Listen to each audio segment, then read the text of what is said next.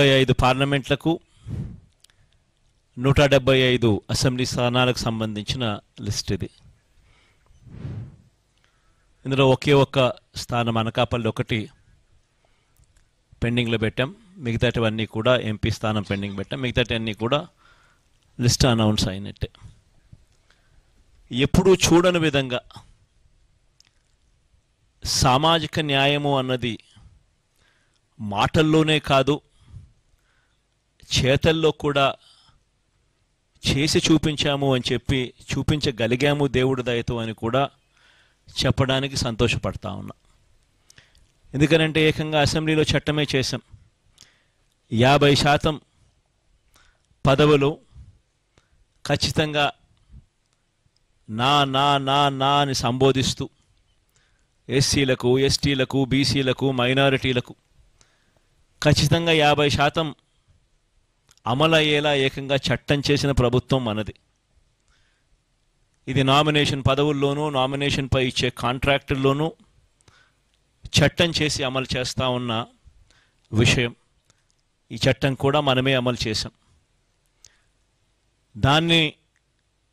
దానిని మనస్ఫూర్తిగా స్ఫూర్తిగా తీసుకుంటూ ఈరోజు 50% అంటే 175 అసెంబ్లీ స్థానాలు, 25 ఎంపీ స్థానాలు రెండు కలిపితే 200 స్థానాలు అయితే ఈ 200 స్థానాలకు గాను 100 స్థానాలు అంటే 50%, 50% ఎస్సీ, ఎస్టీ, బీసీ, మైనారిటీ నా నా నా అని పిలుచుకుంటూ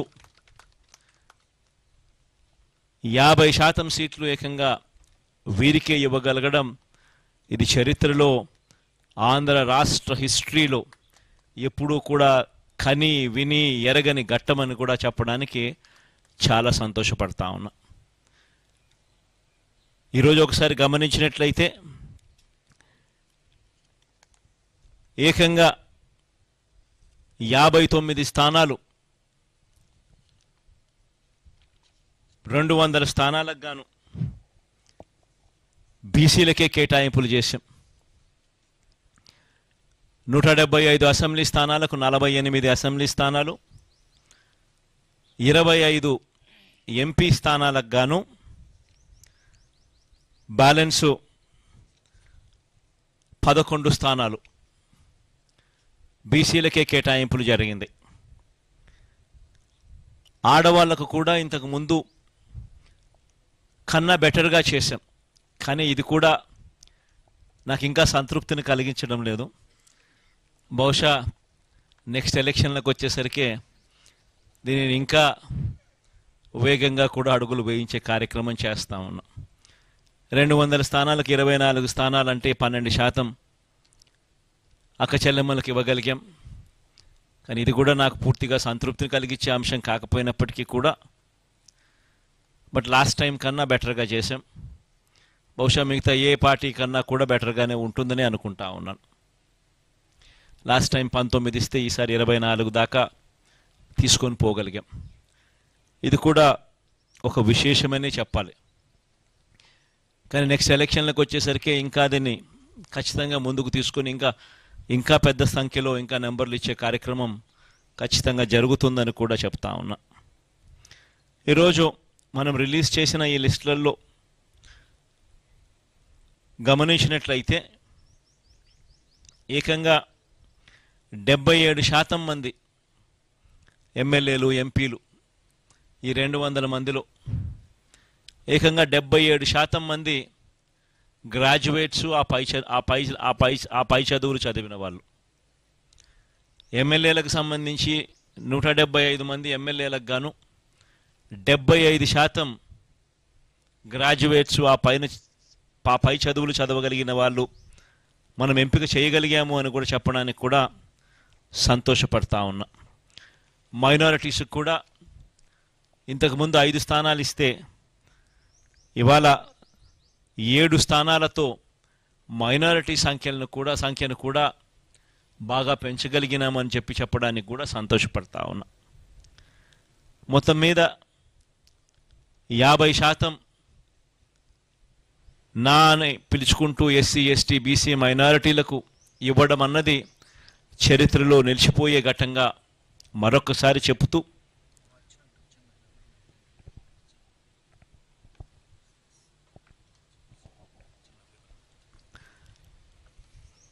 అదొక చరిత్రలో నిలిచిపోయే ఘట్టమని కూడా చెబుతూ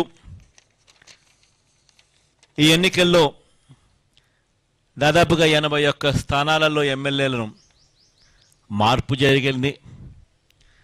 18 ఎంపీ స్థానాలు కూడా మార్పు జరిగింది. అంటే దాదాపుగా 99 స్థానాలంటే దాదాపుగా దగ్గర 50% స్థానాలలో మార్పులు కూడా చేశాం. అంటే ఇది కూడా చరిత్రలో ఒక నిలిచిపోయే ఘట్టమే. ఎందుకంటే ఈ స్థాయిలో మార్పులు చేయగలిగిన ధైర్యం బహుశా ఎవరికి ఉండకపోవచ్చేమో. అది కూడా వైఎస్ఆర్ కాంగ్రెస్ పార్టీకి మాత్రమే ఆ ధైర్యం ఉందని కూడా, ప్రజల మీద ఆ మేరకు నమ్మకం ఉందని కూడా చెప్పడానికి కూడా సంతోషపడతా ఉన్నా. కానీ మార్పు కాబడిన వాళ్ళందరికీ కూడా, ఎవరైతే కూడా టికెట్ రాని వాళ్ళు ఎవరైతే ఉంటారో వారందరికీ కూడా మనస్ఫూర్తిగా చెప్తా ఉన్నాను, రాబోయే రోజుల్లో దేవుడి దయతో ప్రజలందరి ఆశీస్సులతో మన ప్రభుత్వం ఏర్పడిన తర్వాత వాళ్ళందరికీ కూడా ఔచితమైన స్థానం ఖచ్చితంగా ఇస్తూ ఏదో ఒక రూపకంలో వాళ్ళందరినీ కూడా దగ్గర తీసుకునే కార్యక్రమం ఖచ్చితంగా జరుగుతుందని కూడా వాళ్ళందరికీ కూడా భరోసా ఇస్తా ఉన్నాను. కని విని ఎరగని విప్లవాత్మక మార్పులతో ఈ 5 సంవత్సరాల పాలన సాగింది. ఎప్పుడూ కూడా ఎవరూ కూడా ఊహించల 2,70,000 కోట్ల రూపాయలు నేరుగా బటన్ నొక్కడం, ఎక్కడా లంచాలు లేకుండా, వివక్ష లేకుండా నేరుగా అక్కచెల్లెమ్మల కుటుంబాల ఖాతాల్లోకి డబ్బులు వెళ్ళిపోవడం రాష్ట్ర చరిత్రలో ఇది ఎప్పుడూ చూడలేదు, ఎప్పుడూ జరగని ఘటం. ఇలా చేయగలుగుతామా? లంచాలు లేకుండా ఇవ్వడం సాధ్యమేనా? వివక్ష లేకుండా అసలు ఇవ్వగలుగుతారా అనే పరిస్థితి నుంచి కాదు, ఇది సాధ్యమే అని ఈ 5 సంవత్సరాల పరిపాలనలో ఎప్పుడు చూడని విధంగా గ్రామ స్థాయిలోనే గ్రామ సచివాలయాలను తీసుకొని రావడం, గ్రామ స్థాయిలోనే ప్రతి 50-60 ఇళ్లకు ఒక వాలంటీర్ వ్యవస్థ తీసుకొని రావడం, వీటి అన్నిటి ద్వారా పారదర్శకంగా లంచాలు లేని వ్యవస్థ, వివక్షకు చోటు లేని వ్యవస్థ ద్వారా 2,70,000 కోట్ల రూపాయలు అక్క చెల్లెమ్మల కుటుంబాల ఖాతాల్లోకి వేయడం అన్నది దేశ చరిత్రలో సువర్ణ అక్షరాలతో ఎప్పటికీ కూడా లిఖించతగ్గ విషయంగా ఎప్పటికీ కూడా గుర్తుండిపోతుంది. ఇది ఒక గొప్ప మార్పుగా కూడా గుర్తుండిపోతుంది. రాష్ట్రంలో ఎప్పుడూ జరగని విధంగా జరిగింది.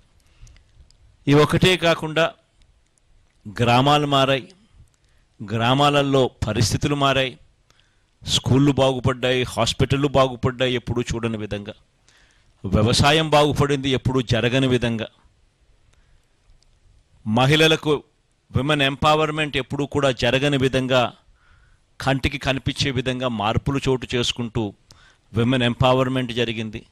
సామాజిక న్యాయం అన్నది మాటలకు కాదు, మొట్టమొదటిసారిగా సాధ్యమే అని చెప్పి చేసి చూపించిన ప్రభుత్వంగా ఈరోజు వైఎస్ఆర్ కాంగ్రెస్ పార్టీ ప్రభుత్వం నిలబడగలిగింది అని కూడా చెప్పడానికి గర్వపడతా ఉన్నా. వీటి అన్నిటి వల్ల కూడా ప్రస్ఫుటమైన మార్పులు ప్రతి గ్రామంలోనూ కనిపిస్తూ ఉన్నాయి. ఈ మార్పులన్నిటి వల్ల దేవుడు ఆశీస్సులతో మళ్ళీ 2-3 నెలల్లో మళ్ళీ ఖచ్చితంగా ప్రమాణ స్వీకారం చేస్తాం. సామాజిక న్యాయం అన్నది ఇంకా గొప్ప స్థాయిలోకి తీసుకొని పోయే అడుగులు కూడా వేస్తామని కూడా ఈ సందర్భంగా చెబుతూ అందరితో కూడా సెలవు తీసుకుంటాం.